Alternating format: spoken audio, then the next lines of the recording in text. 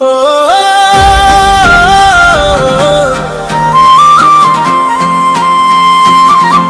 पैसा के खेल निराला है, पैसा के खेल निराला है, जेला खेल हो जाते मतवाला है।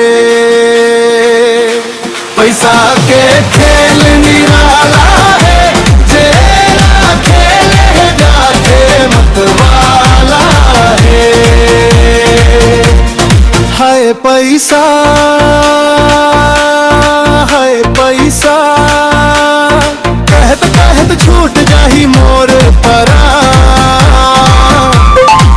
ए संग लागे मोला देख नहीं पाहू मोर खानदान।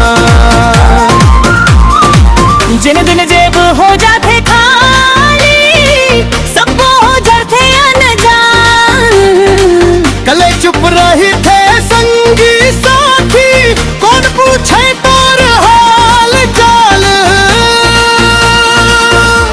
पैसा के खेल निराला है, जेला खेल हो जाते मतवाला है।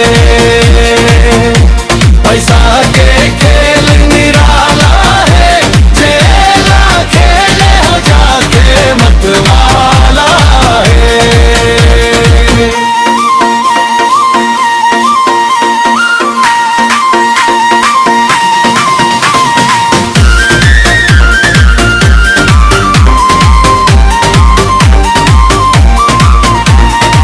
पैसा के संग छुट गे माया, मन खे घलो रूठ गे। डोकरा घलो हीरो बन जाते, जेब में नोट फूट गे।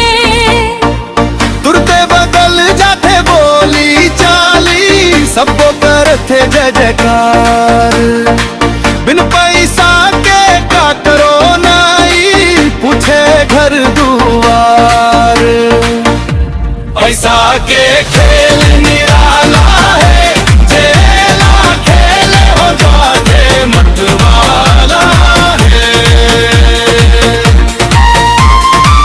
फाइनेंस के सुविधा नहीं रखती से, तहर हाथ में मोबाइल नहीं दिखती से। EMI के जादू देखब, सपना घलो हकीकत दिखती से। गाड़ी टीवी फ्रिज मकान, सब किस्ती के कमाल। महीना भर मुस्काए रही तन, किसका आवे तो होवे बवाल। पैसा के खेल निराला है, जेला खेल हो जाते मतवाला है।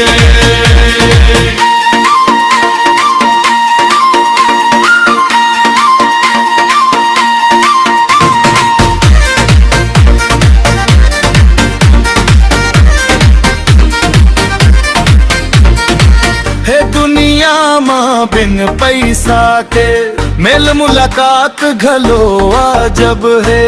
रिश्ता नाता दोस्ती दारी, सबको के हिसाब गजब है। जिन करा धन के ढेरी रही थे, वही बन थे महान। गरीब के बात ला सुनैया, मिलते बहुत मुश्किल जान।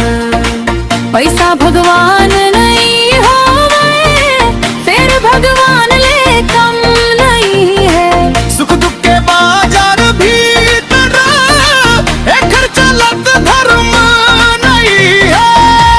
पैसा के खेल निराला है, जेला खेल हो जाते मतवाला है। पैसा के खेल निराला है, जेला खेल हो जाते मतवाला है। हाय पैसा, हाय पैसा। ए दुनिया के सबसे बड़े तमाशा वाला है। पैसा के